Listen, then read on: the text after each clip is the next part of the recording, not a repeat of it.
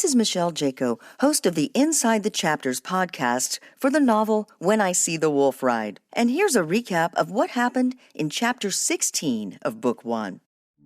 Lee goes undercover in Sherman, which is near Durant, to investigate a suspicious large coffee shipment that seems to have been delivered by mistake at the abandoned Perrin Air Force Base. His cover is to work for a pest control company owned by Dick Arnold, who is dating Elizabeth.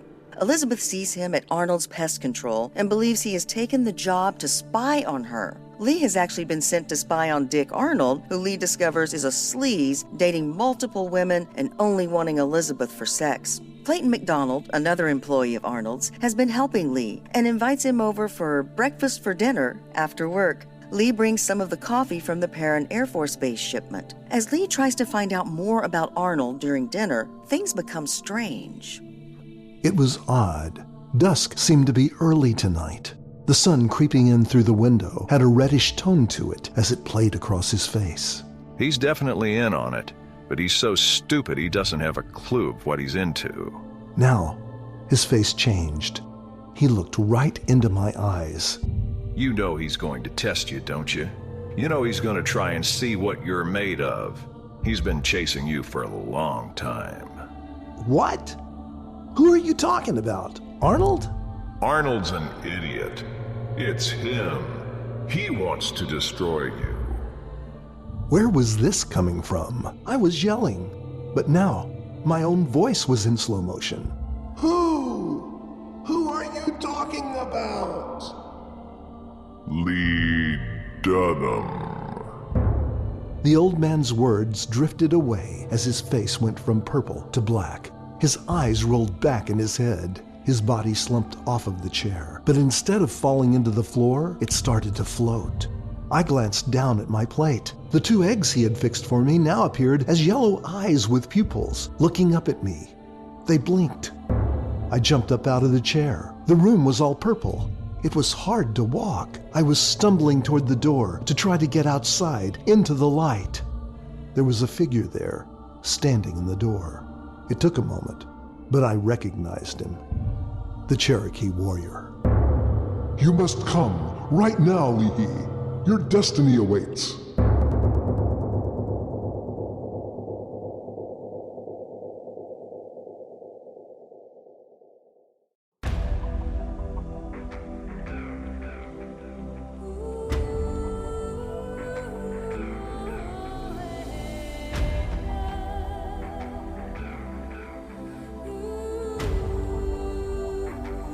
Welcome to the audio production of the novel When I See the Wolf Ride, Book 1, Chapter 17.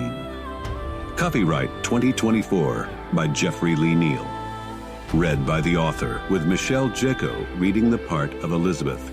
And now, here is Chapter 17 of When I See the Wolf Ride, Book 1. Chapter 17. Why is the question? From the Bible. For God speaks, the first time in one way, the second time in another, though a person does not perceive it, in a dream, a night vision, when deep sleep falls on people. Job chapter 33, verses 14 through 15. I had never seen the sun look like this before, not even in Van Alstyne.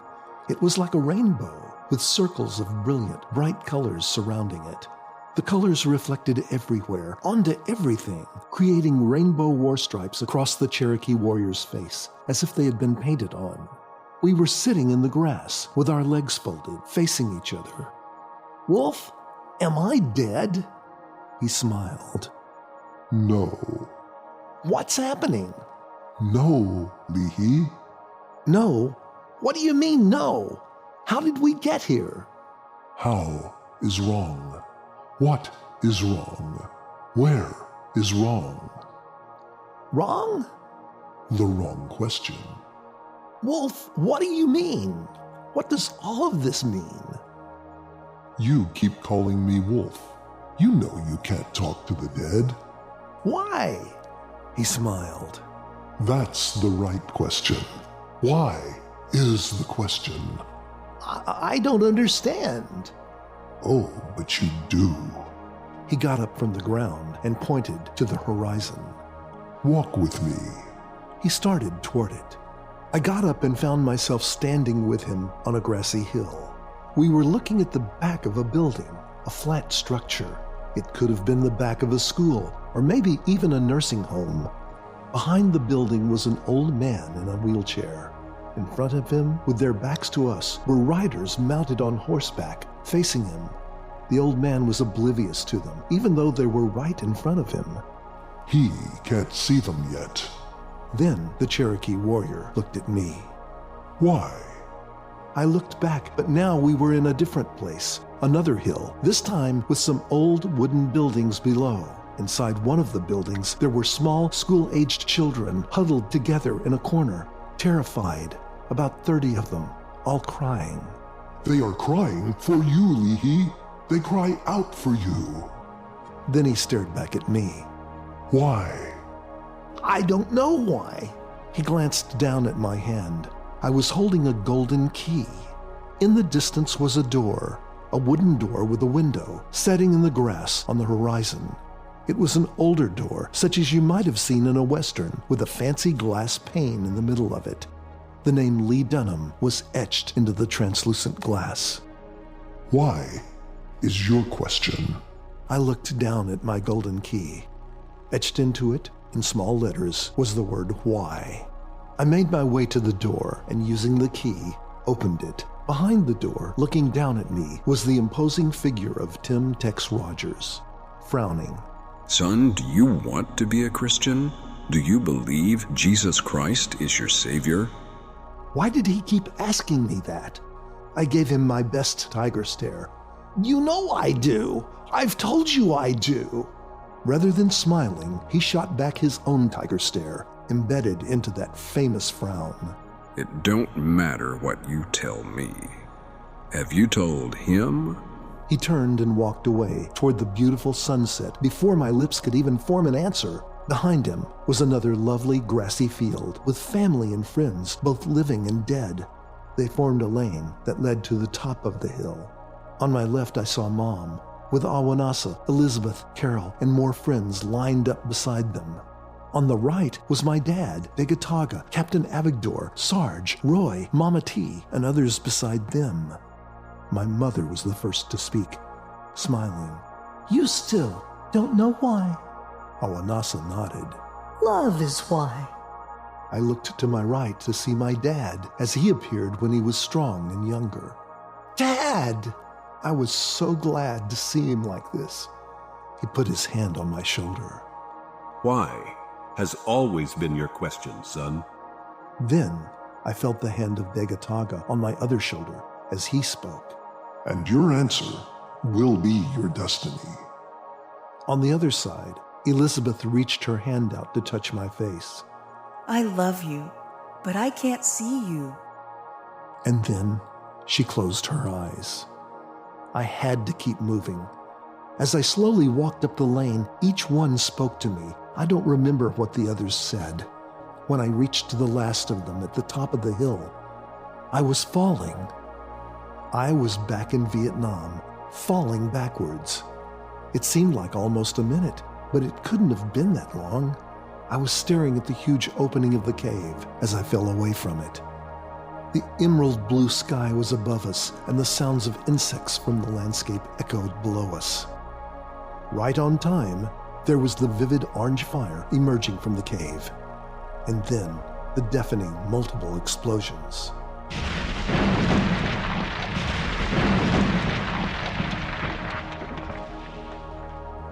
A larger ball of fire and black debris followed, virtually enveloping my view of the blue sky. Some of the debris looked like body parts. I glanced at Hershey, who was also falling, terrified. Art was there, closer to me, and even though falling, he was smiling as if he had no fear at all. 6-2. Why? As I hit the water, I was in the cave again, before the explosion. Wolf's eyes were growing red with rage as he struggled to get free. I will skin you alive like an animal. No! I yelled. but I could not stop what was about to happen. I will make you suffer through hours of torture before I send you on your journey to hell.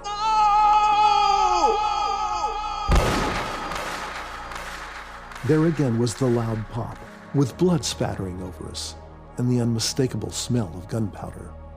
I closed my eyes by instinct. When I opened them, I saw Wolf, his eyes wide open, still somewhat red from his rage. Although he was obviously dead, his wide-open eyes stared at me. They looked through me as he spoke. Why? Why, Leahy? Why? I closed my eyes, weeping. I had let it happen again. When I opened them, I was facing Dung, not DJ. He was again the smaller, undernourished waif I first met in Vietnam. We were in his little village. Dad, do you love me? Of course I love you. I was bending down to hug him, but he put his arms out to keep me away. Why? I was stunned. He had always come to me. I didn't even know why. I just loved the little guy. He ran back to join a terrified group of villagers behind him. Now I was holding a rifle. Draw your weapon. I looked behind me to see the owner of that ominous voice, Lieutenant Colonel Derek Bosner, holding his Uzi to my temple. I need to know where you stand on obeying orders, soldier. You will start firing on the enemy. Now. I opened my eyes wide and gave him my best tiger stare. The sound and the blood from Bosner's head explosion were simultaneous. Again, I wore his brain fragments as his body fell toward me. I must have closed my eyes as a reaction to it all. When I opened them again, I was in a cemetery, the cemetery in Van Alstyne. Now I was standing next to Mr. Blessing. We were both staring at the back of a tombstone. You've come an awful long way to simply end up here. He's after you, you know. He's relentless. He won't give up. The Cherokee warrior was standing on the other side of the tombstone. I walked to his side. The name on the tombstone read Lee Dunham. He will never stop. To defeat him, you will have to call on a name you still use as a cuss word. Your destiny belongs to you, not him. If he obtains it, it will only be because you gave it to him. He cannot take it from you. I started to hear the name Lee Dunham being spoken somewhere in the background. I looked at the Cherokee warrior intensely to see what I was missing. Lee Dunham? Why Lee Dunham? Leahy, you've just been given a gift. You've visited your future and revisited your past. Almighty God chose you to be here. Why? The question is your life. He spoke more softly now, fading from view into darkness. The answer, your answer, is your destiny. Darkness. But there were voices. Lee Dunham. El olor es horrible. What the hell? Bebieron que el café. Are you kidding me? El viejo está muerto. Weavin'. I could barely open my eyes. Once I did, I could not focus. I could see figures moving, blurry images that could have been people. They looked more like ink smudges on a wall. El evento es pronto. Take him. I could feel my body being moved. The light was brighter now, blinding, then dark again. I was thrown, and I landed hard. I heard an engine start. I could sense movement. There were no windows. I could not perceive the passage of time. Pain, nausea, and then no more motion. Bright, blinding light. I was physically picked up, carried someplace, darker now. I drifted in and out of consciousness for what seemed like a few minutes. Finally, it appeared things were coming into focus. I was in a huge building. I was lying on bags of something. Could be coffee. Smelled like it. It was too dark to tell. I tried to move, but I couldn't. My hands and feet had been tied with a strong packing tape. It was so tight I could barely even roll around. My mouth was dry, My throat parched. I wasn't sure I could speak. I heard something else. There was movement here, near me, just to my right. I tried to speak, but only got out a whisper. Someone there. I could hear more movement. It was coming toward me, slowly. Who are you? The reply was whispered, but familiar. Arturo, Fausto, Ernesto, Alejandro, Leonardo, Fernando, Jose, Ezequiel. Art. It is good to have you back, 6-2. Where? In a warehouse, 15 miles east of Sherman. After the captain heard nothing from you in 24 hours, he filled us in on your real assignment. It took me 24 hours to finally locate you in Clayton McDonald's old house. I watched them take your body out and toss it into a coffee truck. A coffee truck? I followed it to this warehouse. I broke in to find you. They found me first. I was hit from behind.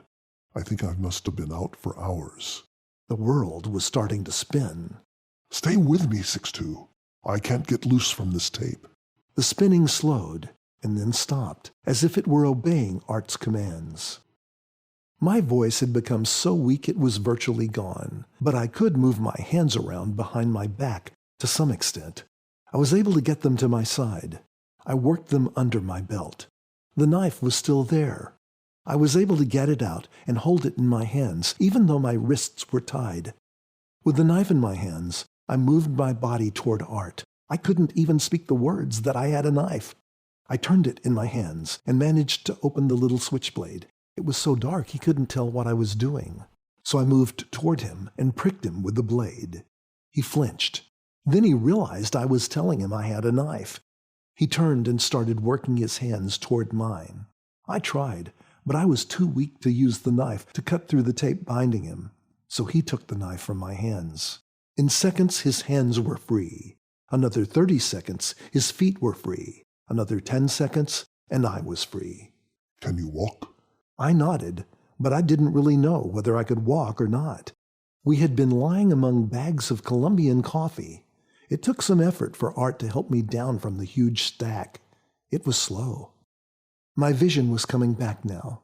We were in a dark warehouse the size of an airport hangar. Huge silhouetted trucks were near us, with significant empty floor space beyond them. Art finally got me to a bathroom. His head was adorned with dried blood, especially in his hair. He cupped his hands under a faucet to get me water. I drank, choking at first, but that really helped. After a couple of minutes, I was much more alert. Thanks, brother. He smiled, continuing to splash water on my face. 6-2, you have a demon chasing you. You get tied up in a lot of dark places. Seems to happen most when I'm with you. He smiled, peeking out the door. A random thought made me serious. God has brought us both through so much. He'll get us through this, Art. Art looked back at me, sans the smile now. Don't expect Jesus, Wolf, Sugar Plum Fairy, Santa Claus, or his elves to come in here with guns blazing. Your hallucinations are over now. We're on our own. We need to get out of here. Can you move? The wisdom of the atheist might be correct in this moment. Yes, I'm good. This time, I wasn't lying. My voice was back as well. He shut off the light and we made our way to the middle of the warehouse, past the trucks. There was a loud bang. Every light in the warehouse came on. We ran behind a truck. 6 large Hispanic men wearing lucha libre masks, armed with semi-automatic rifles, came in through a side door, yelling. ¡Rápido! ¡Rápido!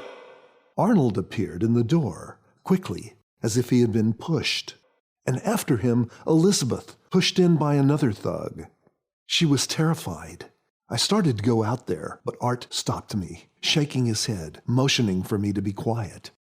Arnold turned to the masked men defiantly. Why have you interrupted my evening with my lady? I have done everything agreed to. Art motioned for me to stay put as he moved to a better position. One of the larger men approached Arnold. You let them drink the coffee. I took care of all that. I had your men get him. They have him tied up right here in the warehouse, and the police will think the old man died of a heart attack. We heard the sounds of other doors opening farther away. 7 more men came into view, also brandishing semi-automatic rifles. These guys were wearing Richard Nixon masks. You're playing a dangerous game, Miguel. I recognized that voice. The leader of the Lucha Libre thugs removed his mask.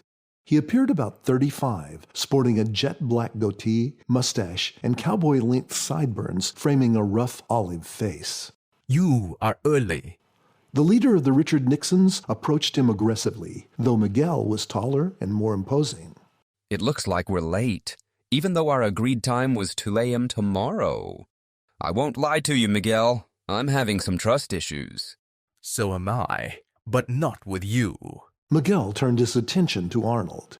This man's incompetence has raised questions. Arnold smiled and walked toward the leader of the Richard Nixons with his hand extended. Hi, Lee Dunham. Elizabeth stared at him, shocked that he would use my former name. The leader of the Richard Nixons started laughing.